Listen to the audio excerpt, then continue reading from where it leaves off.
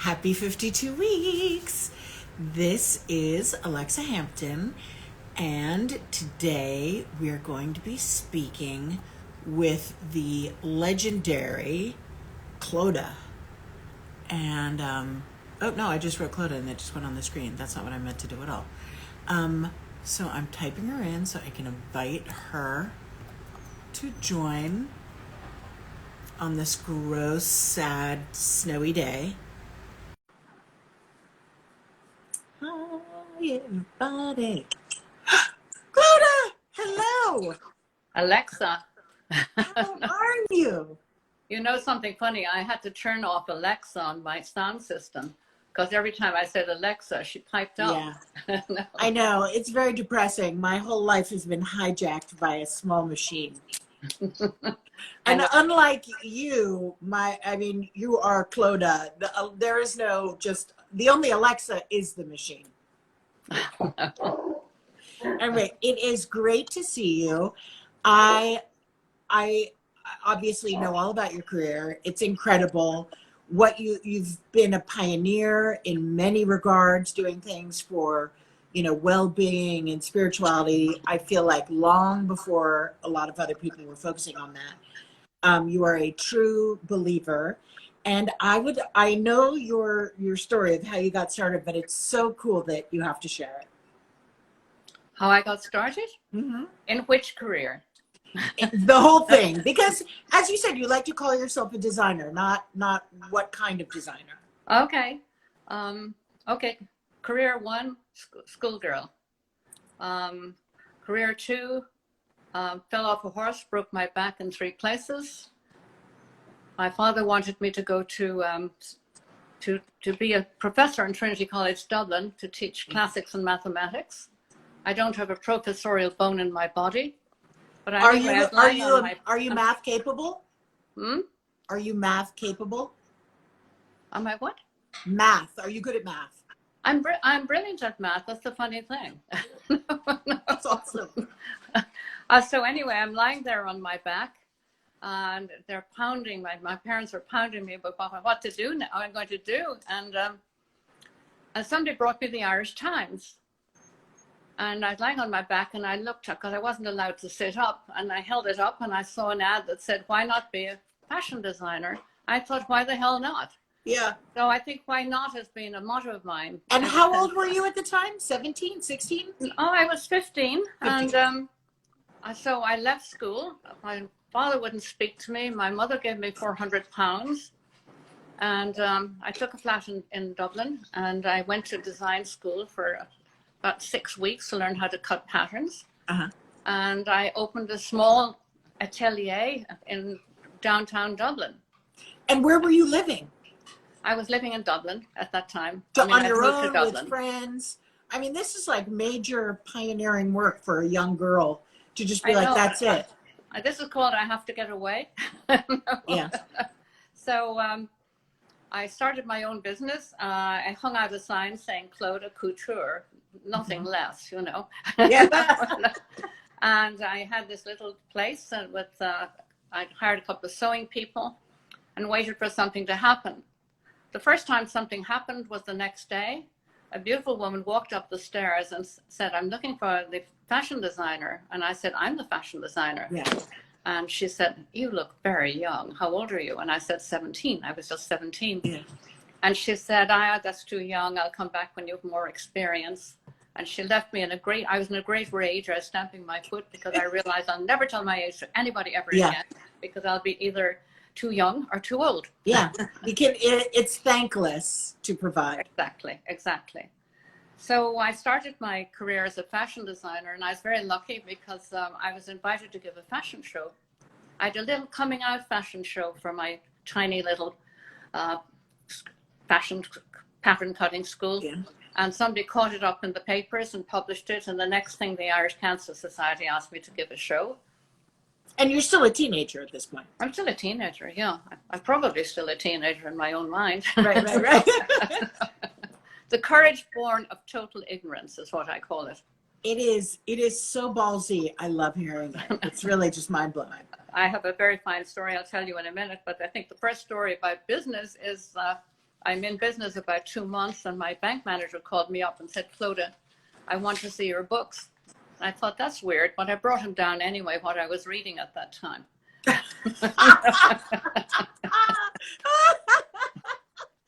What were you reading? No, I just think that's the funniest thing. no, I know. You're like a little Jane Austen, some math texts. Why? Yeah, exactly. So Oh, anyway, I goodness. had my first fashion show. There were a couple of talent seekers there from the States, and I very shortly afterwards started to really work it and have fashion shows and work internationally. I was invited by American catalog called Montgomery Ward. Mm-hmm. Rudy Gernrich, and all these people were on it, and I was the girl from Dublin. So it was quite fascinating, you know. It was quite giddying, actually. Yeah. And when did you move? I had a lovely Georgian townhouse. I had my studio in, Mm-hmm. and I had a lovely Georgian house, where I had my husband and 3 boys.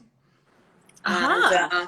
And everything was going pretty well except the marriage. So I changed husbands, countries, and careers, and went to live in Spain. Very nice. Oh, somebody's asking if that first client ever came back. I assume you would live in. She did. But Actually. did you receive her, or did you throw I did, and we laughed about it a lot. I know. Oh, God. Yeah. So you moved to Spain. Did you have any friends there? Anything? Any connections? Well, I met a man who actually was making a movie there at the time, and I was getting away from my marriage. I was taking a 2-week vacation. I'd finally got to Ireland. You couldn't get a divorce at that time. You could only get a separation. And I met him the first night I arrived. And that was kind of the end of that. And that was that? Yeah, and I gave up fashion. I had to give my last fashion show, which typically was all black, even the bride. Clothes shop. I would have liked your shop. No. And my closet, for anybody who cares to know what's inside it, is 50 Shades of Black. You said you need a miner's hat to pick out your clothes. Exactly. I can I'm wearing colored bracelets today. Look, I've very pretty. But anyway, the career in what I'm doing now started because I didn't speak Spanish. I'd learned French at school, but I didn't speak Spanish. And by that time, I'd been working internationally. I'd been exporting in fashion all over the world, Australia, you name it, Canada, the States, Lord & Taylor, Bergdorf Goodman. Everybody was carrying my clothes. And I had an awful lot of energy, far too much energy. So I said to my husband, you know what? We bought a townhouse. I said, I'll deal with it. I'll get it fixed up because it's a mess. Yeah. So I started dealing with the contractor and the architect. I realized the architect didn't have a clue about how people lived, only about, where the walls went and stuff like that. So I spent a lot of time drawing over his drawings. And the day demolition happened, we had 14-foot high shutters looking out over an old square. The light came in and hit the dust, and the light hit my shoulder and was like, oh, okay. My husband came home and I said, you know that retail space we have downstairs? That's where I'm going to start my design business.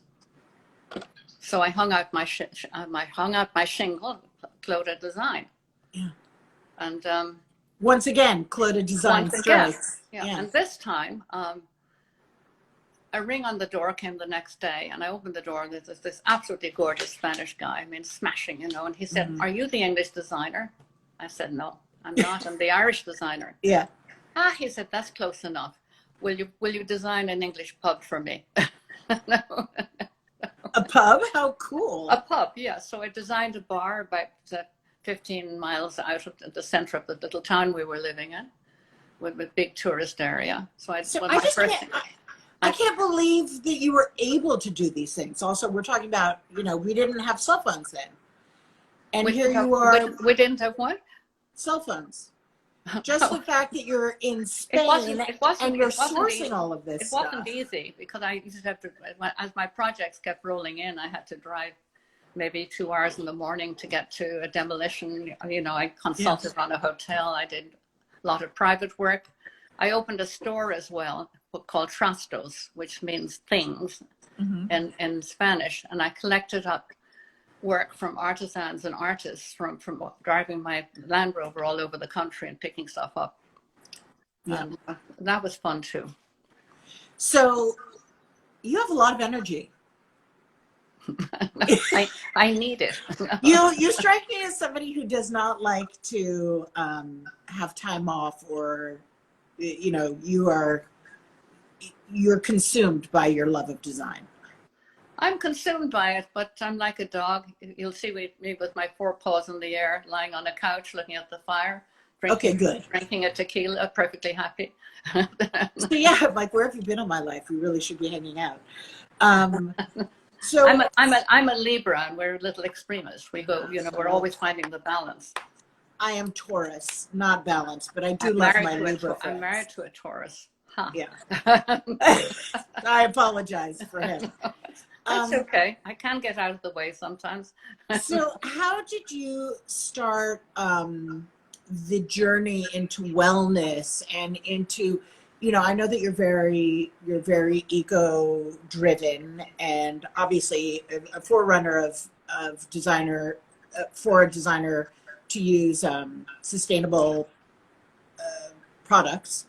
But how did that become such a major part of your design business?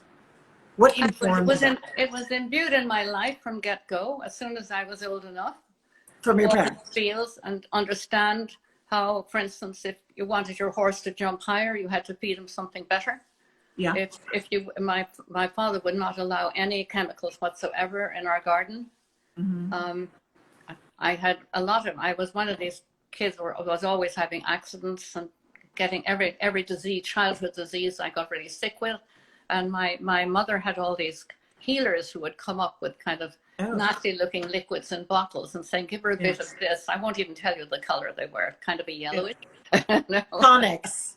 Tonics, exactly. And I've always associated with healers and people who seers and people who are connected, I think, to things outside our regular daily lives. They're there, but people are connected. And then lying on my back for so long, I was really limping very badly, and that's hard to do when you're that age, to have a limp. And I found an extraordinary osteopath, and he cured the limp literally in one session. And I thought, there's something to this. Forget doctors; they're necessary in one way, but these people understand bodies, and to keep the body well, you have to look at different things than just the formulas, the formulated stuff. And I feel like that about design too. Always look everywhere. Yeah, I feel like your design also has this whole layer of spirituality in it, that you're contending with the organic universe, but it's also, it has a total modern spirit, but it's also timeless, which sounds like I just said two totally opposite things, which I did. But timeless in that they key into something universal. And when you're in a space that you've designed, it grabs you in that total sense. I can't hear you. Clodagh? Can anybody else hear her? I cannot.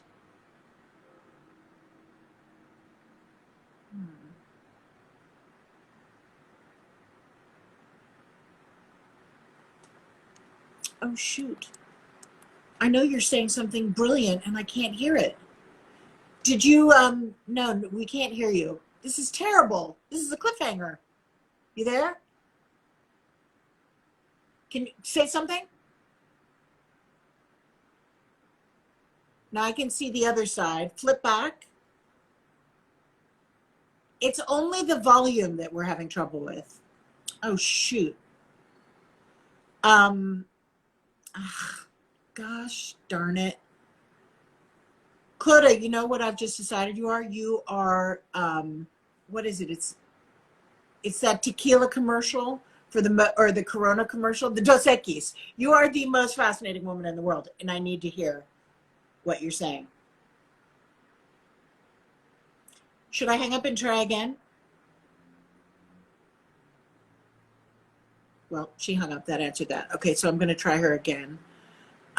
Sorry, it wouldn't be one of these things if we didn't have a slight mess up. Okay, here we go. I'm gonna, nope. Darn it. Thank you. Kia will wait forever. Thank you, Kia. Okay, go live with Clodagh. There we go again. Are you there? There you are. Yay! Okay, there I am. So we were talking about spirituality and how you treat the whole environment. So tell me what's going on there. Yeah, I was just telling you, I think that I'm just off a 2-hour feng shui Zoom for a client we're presenting to tomorrow, where we walk through every corner, look out every window, you know, and to make things balanced and harmonious, and to create wellness. Do you see the project in your mind, or like what is your presentation like? I know you're a big feng shui person as well, as people are commenting. So when you go to a site, do you let it work on you before you present? Like kind of experience the space, or what's the process there? I feel the site, you know, I feel if something bad has happened there, definitely, but I'm not a feng shui master. I'm a feng shui masters, and we have a biogeometrist as well, who's from Brazil. We have amazing consultants. What is that? Tell me what that is. Biogeometry is the ancient art of the energy of space. So like a little Stonehenge in your living room. Well, it started in Egypt. It started in the pyramids, but I'm not an expert. But I was just laughing with our feng shui master Sarah Rosbach and saying that, you know, this is we've been working together since 1983. Yeah. Go figure. Wow. You know, so That's it'd be impressive. hard for me not to have learned a lot. Yeah. And the other people I use several people in different countries. I've learned a lot from them. So it's almost, and it's funny, in the studio, I hear people saying, you can't do that, Clodagh, that would be bad feng shui. So it's everybody's is in on it.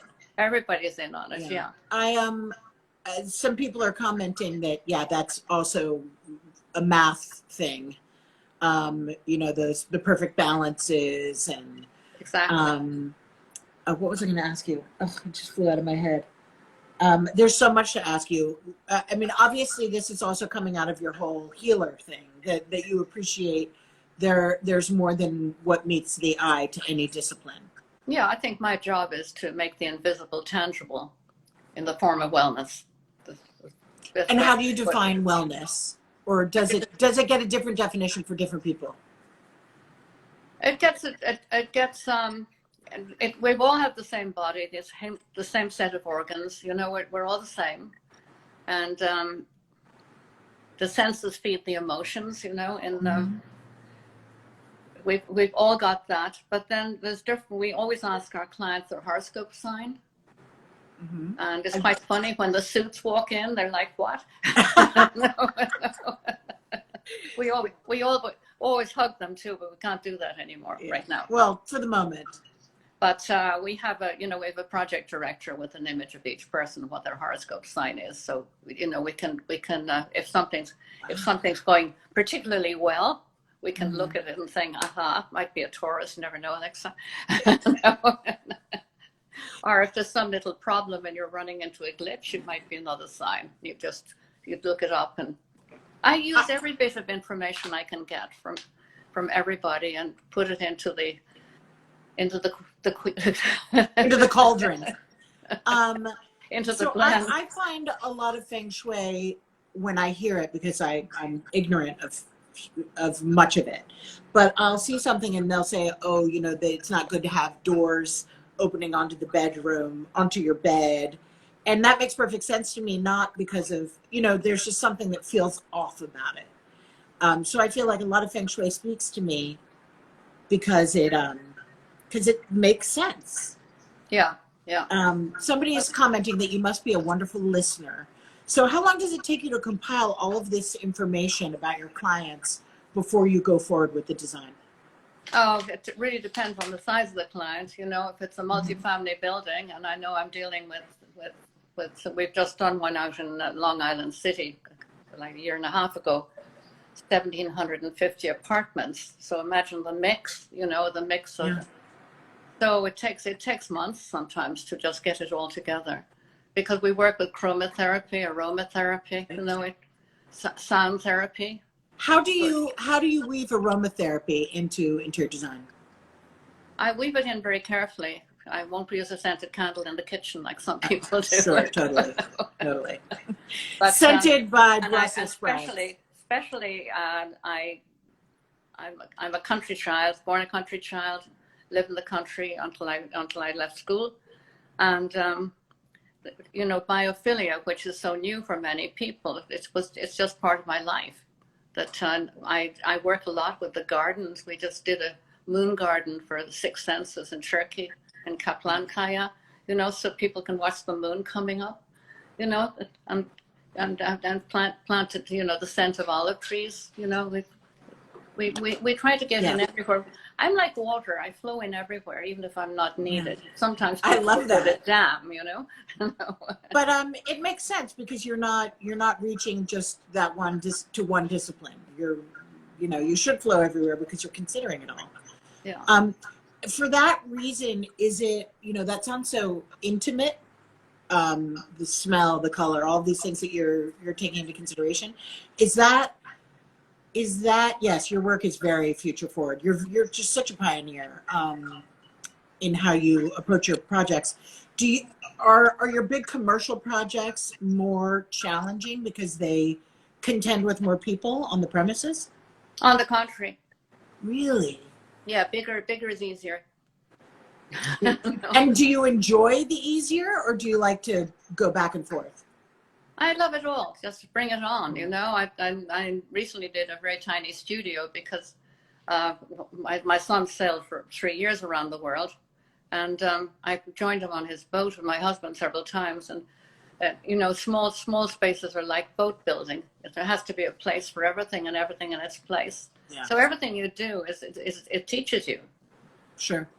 It's not you don't suddenly become a total expert. And you know, the great thing about it, since I've never had any formal training in what I do, since I don't know what I should do, I just do it.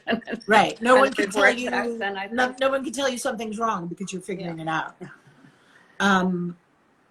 So your business right now is your design business. Then you have an online shop, which is both things you design and things you collect. Is that true? And also I don't like the word interior design. I find it confining. I'm a designer. Okay, so your design business. Oh yeah, I read that you even do logos for other businesses. We do logos, you know, and I've designed several buildings. We get an architecture record, of course, but we're architects working in the studio, and I'm an art consultant, and I also have I can't talk about last year. Just before last year, I had my very first one-woman photo show in Tribeca. So where can we all see this? You can see it. You can go on my website. There's some of my photographs. Okay, great. There. I've done a lot of travel photography, but this is my photographs are about ephemera. I'm trying to capture the movement in water, whether the sky or water or biophilia. And I love photographing graffiti. I'm a total graffiti slut. Yeah. I love that. Clodagh is a graffiti slut. Don't know if you know this, people. Yeah, you are a force to contend with, and you work everywhere. How do you even do that? Work everywhere? Yeah. Do you get translators? How big is your team? How many languages do I speak? Yeah, oh, well, that too. Yeah, I speak Spanish, English, and French, and a little tiny bit of Japanese, and I always try to learn some positive phrases wherever I go. Yeah.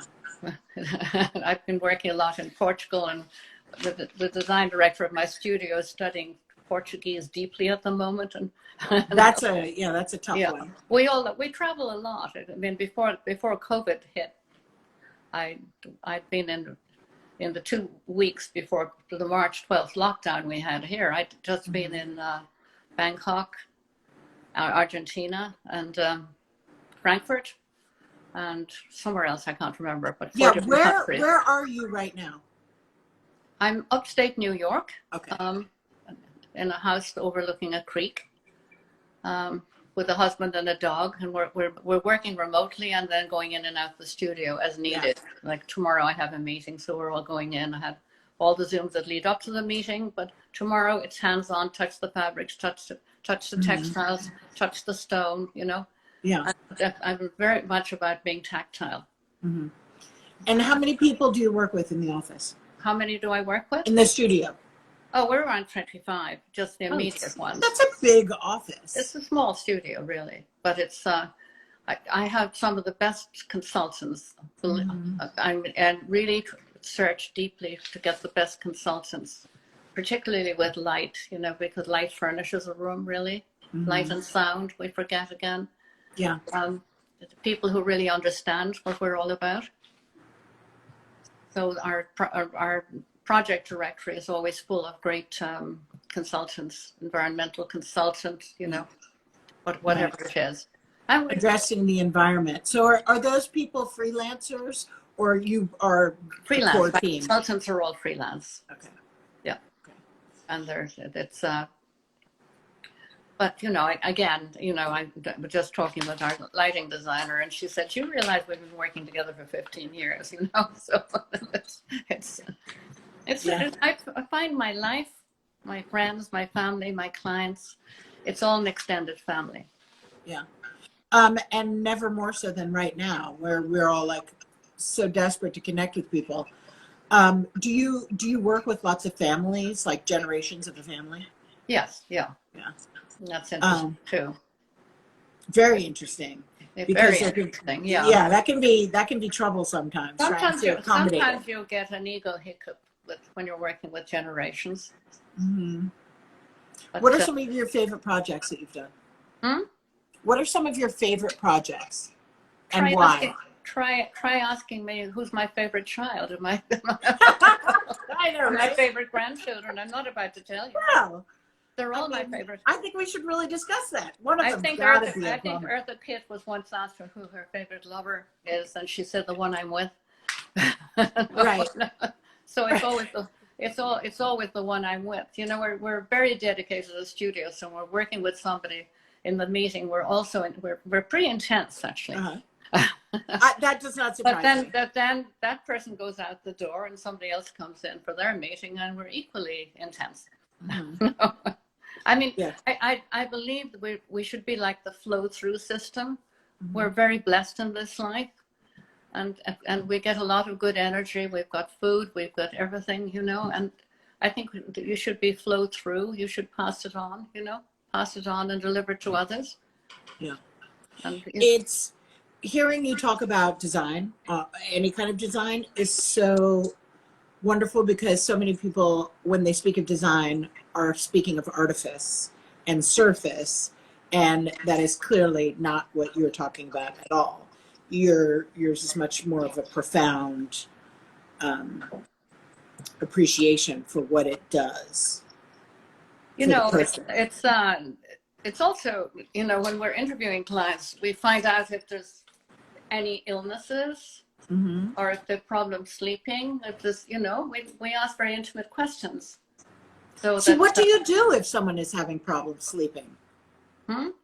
So if someone's we tell them to invest in the best possible bed, mm-hmm. throw their television out of the bedroom, or else cover it when it's not in use. Yeah.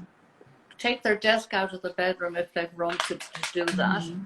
because you going to sleep at night and looking at unanswered letters and unpaid bills is not conducive Yeah. to deep sleep, you know. Yeah. So we strip down the bedroom as much as we can, and then we like putting in what I call love light, just in case anybody might want to make love. You Yeah. know? Well, okay. So you want to look your best. We all want to know what love light is. I want to hear it now. Is it like soft pink? What is it? I mean, it's not overhead. No, it can be just a simple little LED, or, you know, and with our hotels, we very often do a light that just flows up behind the back of the bed. Nice. So it's a little bit of ambiance, you know. No. Yeah, yeah. Do you tell the businesses for whom you're working when you're doing that what it's for, that it's your love light? Sure. Or yeah. They all have love lives. They too. get it. No. Okay, you know, so we're dealing with humans. Yeah. So you stripped down the bedroom so people have a place of peace. What do you do with all the technology elsewhere? Do you embrace it, or does it come? In the bedroom? We before we leave the bedroom, actually, I think one of the best investments you can make is in a really, really good mattress. Yeah, I saw really, that was really your first good sheets. splurge. Really, you know, something where you can. I mean, people spend a fortune on a car, which they might be only in for an hour a day, and where you are at night, which could be from 6 to 8 or 9 hours. Yeah. They fuss about spending money on a mattress. I always yell at them when they do that. No. What's your favorite mattress? Oh, there again, I have several I like. If anybody wanted to write in and ask me, Clodagh@clodagh.com, I would be very happy to do that. Okay, good. But I have several actually, and the main thing is not to have anything that's non-environmental close to your body while you're sleeping, when you're at your most vulnerable, and for that length of time. And then I get insanely angry when I go to hotels and there's no reading light, because I like to read in bed. So I like a really good reading light. Mm-hmm. And not, you know, the pin light over your head.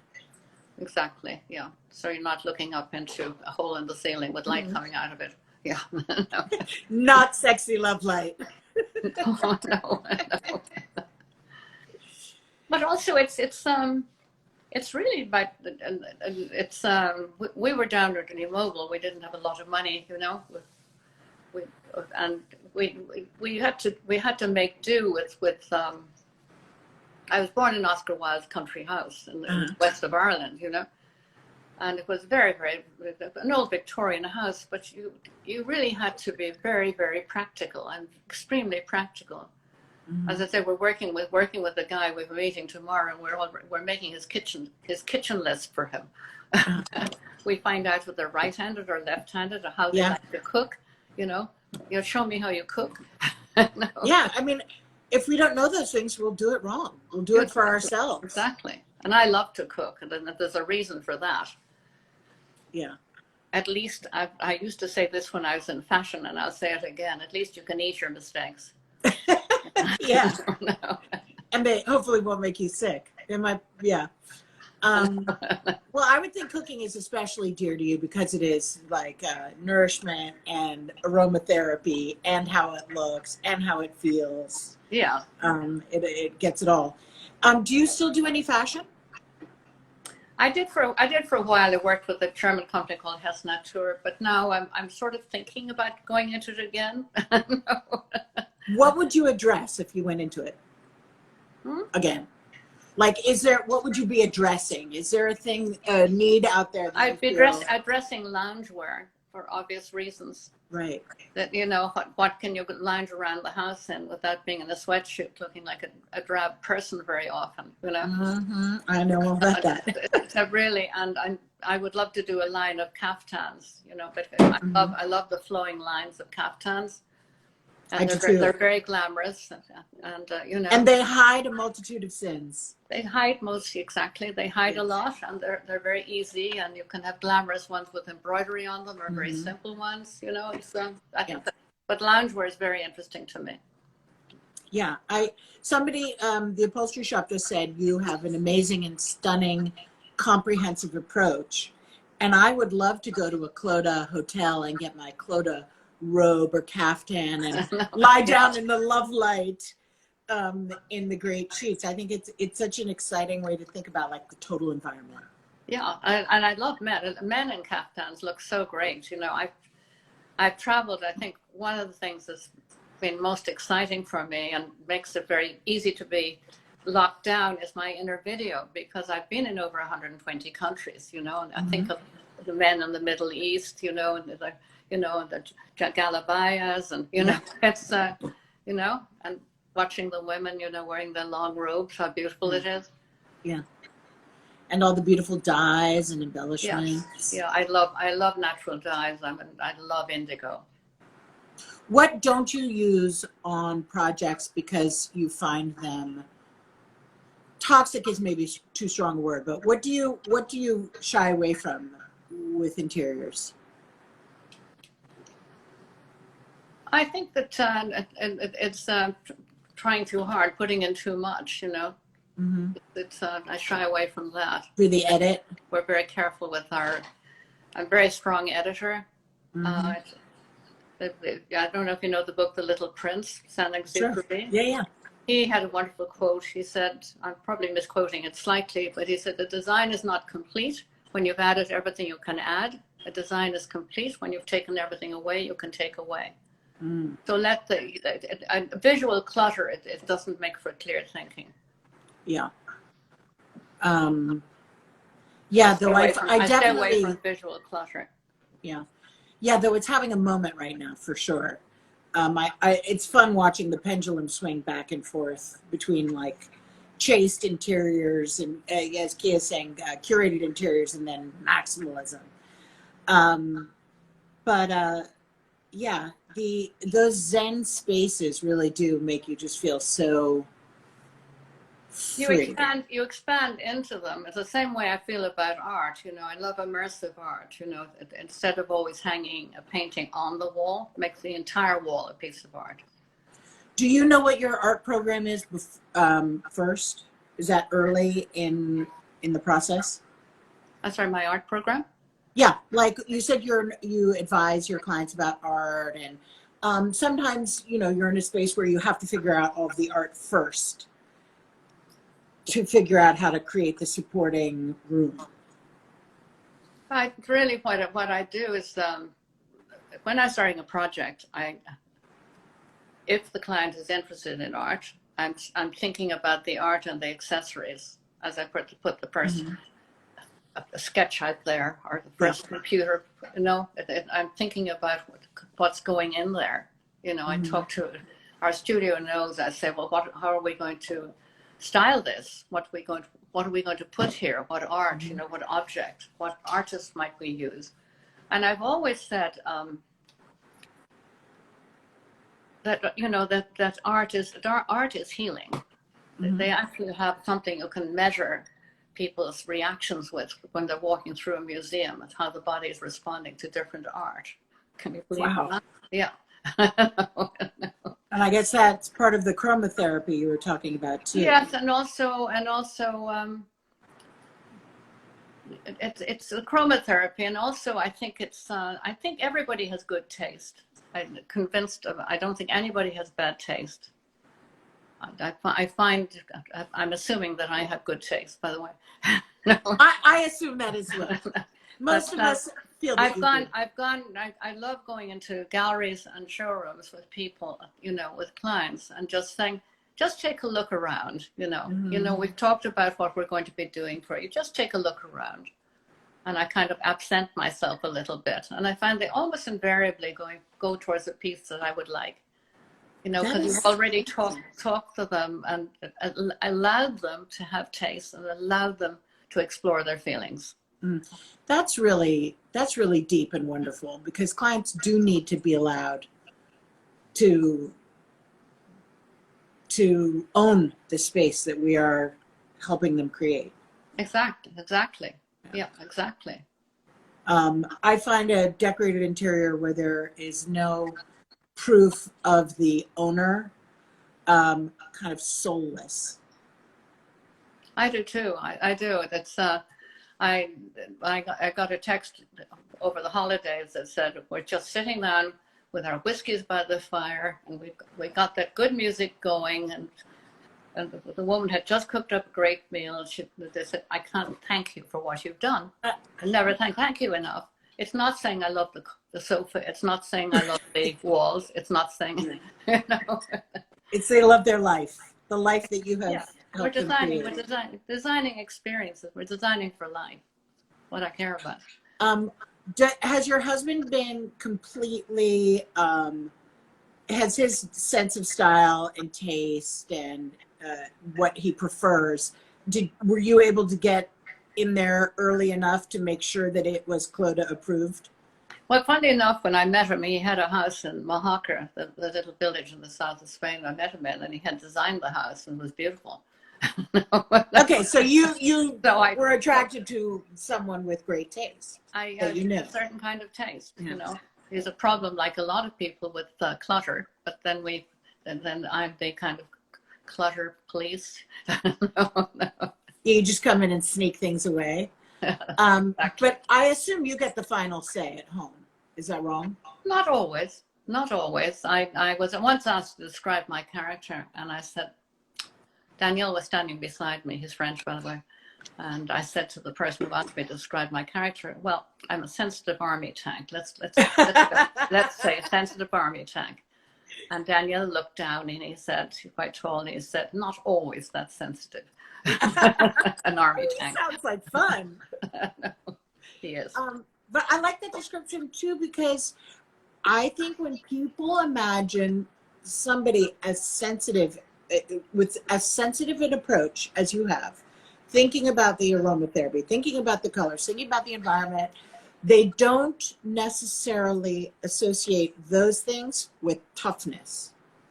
Exactly. And I think it makes so much sense hearing you say that, because, you know, we need to be guided when we think about those things. Yeah, no, you have to, that's definitely, you're talking about energy. I think what you're talking about is, I keep driving.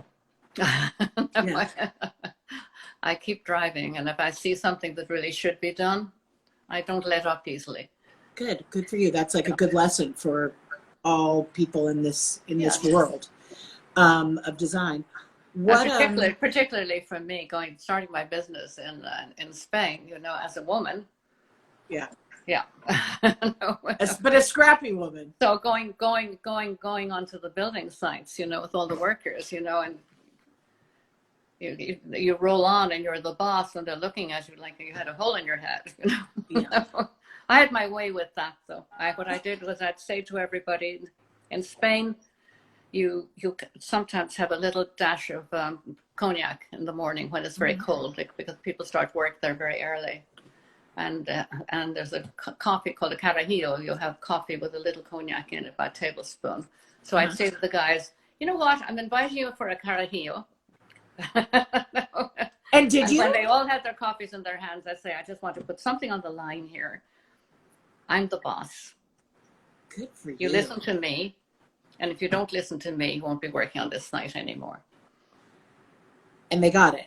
So I was only about 32 at that point. So no. God, you have to tell me about your parents. What were they like? Because you are such an original. I mean, how you were so brave and so bold, and now like so competent. What were my parents like? Yeah, were they like that? Were they just crazy go-getters? My father really didn't have a career. He did nothing. He was what they call in Ireland landed gentry. I aspire one day to be landed gentry. Sorry? I aspire to one day be landed gentry. No. And my mother was pretty brave, actually. She used to, this is before I came along, she used to ride horses, side saddle, race them, actually. Mm-hmm. And you know, she was a pretty lively lady, and she was a watercolorist. But by the time she met my father, that stopped. Mm-hmm. So where were you seeing examples? Where did you look to get the example of the kind of person you wanted to be? I never thought about being the kind of person I wanted to be. I just kept doing what I was doing. Yeah. I just kept doing what I was doing, you know. And if it worked, I kept it up, and if it didn't work, I took another road. Yeah. It sounds like and then eventually, I had people, particularly in the arts in Ireland, and music, who were kind of mentors to me. They didn't know they were mentors, but I thought that's something that, or somebody who gave a great dinner party and everything with on the table was magic, not overdone. I think, Yeah. Yeah. I think I'm a compilation of aha moments. Took notes. Do you find mentorship is critical in your office? I mean, in terms of you mentoring young designers? I like to mentor everybody, young and old. Yeah, I think it's part of my job to like I say, the flow through system. Anything I've learned, make their career a little faster than maybe mine was. I mean, most of them have been through college, Yeah. I don't have a degree. I only have honorary degrees, and I don't know what that means, but no. Yeah, everybody is commenting on your modesty, because that is sort of crazy. That you just picked up and moved to Dublin, and then just picked up and moved to Spain. Yeah. It's obviously indicative of, the kind of person you are. Yeah. But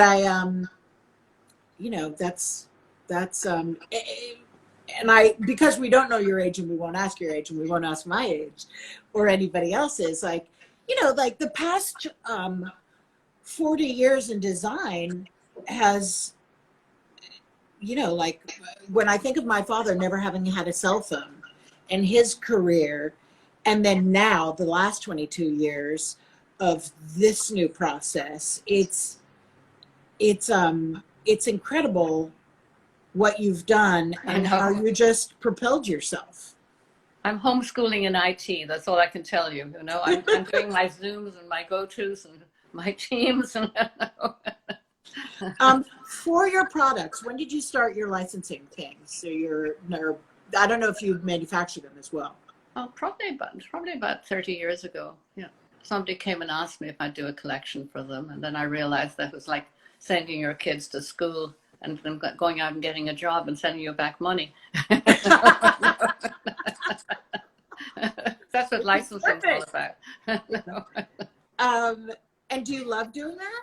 Are there things that you designed when you first were starting that you just love just as much now as you did when you first designed them? Yeah, there's I keep using very often. I keep using the same thing. There's something that's very simple and it works. Why not? Mm-hmm. But don't torture it to death. Don't torture it to death. No.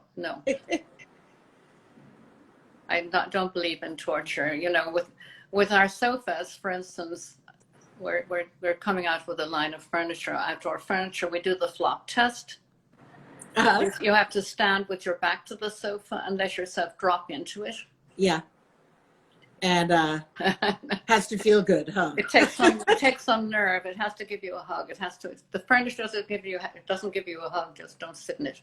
It's a furniture trust exercise. Exactly. What haven't you designed that you need to design? Oh, I've got so many things I want to design. Name a couple.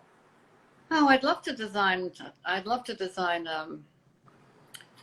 a cross-generational building, where they have somewhere for the kids and somewhere for the older people and somewhere for the sick, and that everybody's living like in an Italian village or an Irish village. Sure. That nobody's lonely, and I'd love to do that. And you should do urban development. Sorry? You should do a town.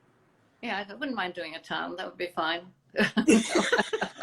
I actually worked on we did something fun in Armenia. Actually, we did a hotel on the river.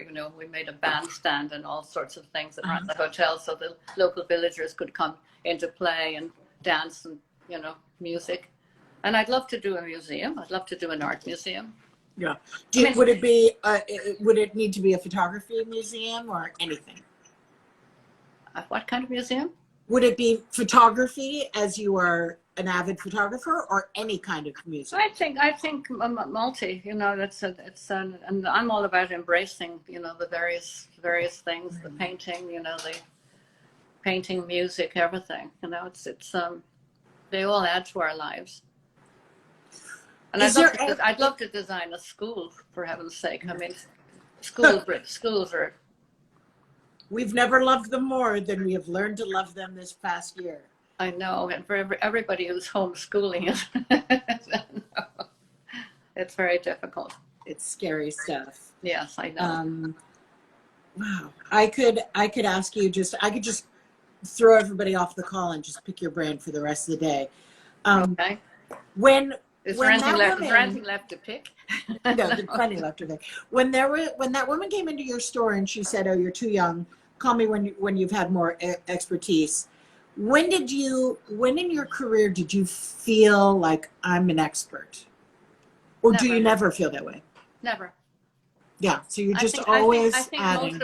Most of us, if we're really honest, have the imposter syndrome, that there's somebody looking out over our shoulder and saying, "Are you really doing well enough? Do you really know enough about that?" You know. Yeah. So an expert, I have become experienced. Yes. Yeah. But I do think I spend hours every week researching, looking at new stuff, looking at new product that might be helpful. You know, we do a lot of healing and spas and wellness, well-being and stuff like that, and are for home use, or even if it's a new cooking utensil. You know. So you kind of don't. You never turn off. Every experience you have is informing what you do from day to day. Exactly. Yeah. It's constant. Yeah. I'm a collector. You know. Yeah. Everybody thinks you're unbelievably humble because everybody knows what you've done, but maybe haven't had the chance to speak to you personally. Maybe I'm a humble bitch on wheels or something like that. I don't know. Cool.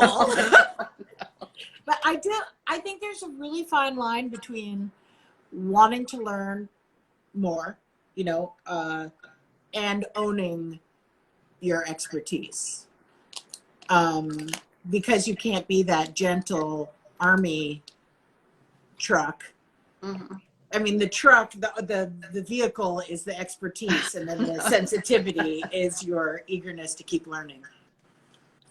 Yeah, no, you're definitely building on something. You know, there's a kind of core you're building on all the time, and that's there. Yeah. But every now and again, some theory you had is slightly shocked, you know, by finding out something that's better. Yeah. So I think it's being a Libra. I don't hold on to things. I hold on to my husband, but I don't hold on to things. And the kids. I'm always willing to learn something new. I'm always open. In fact, I like it. Yeah, you definitely give that. That's clear. Yeah. Last question. What about your kids? What do they think about all of this? And, you know, your work, your dedication to wellness and the environment. Do they get it? Yeah, they do. Do either? And my grandkids do too. Oh, hey, somebody's asking right now, and I'm dying to hear you answer this. What do you do during Mercury retrograde? How do you prepare? I think we're in it right now. How do I prepare for what right now? A Mercury retrograde. Oh, I'm very aware of it. No, I'm very careful about confirming my appointments, right? And not losing things. I'm very, very aware of it, and it's actually in our studio calendar. Mercury's in retrograde, so we laugh about it. Yeah, I definitely believe in it. When Mercury goes retrograde, everything in my house breaks down. Everything electronic breaks down. Yes, exactly. Yeah. And then my emails were going bananas this morning.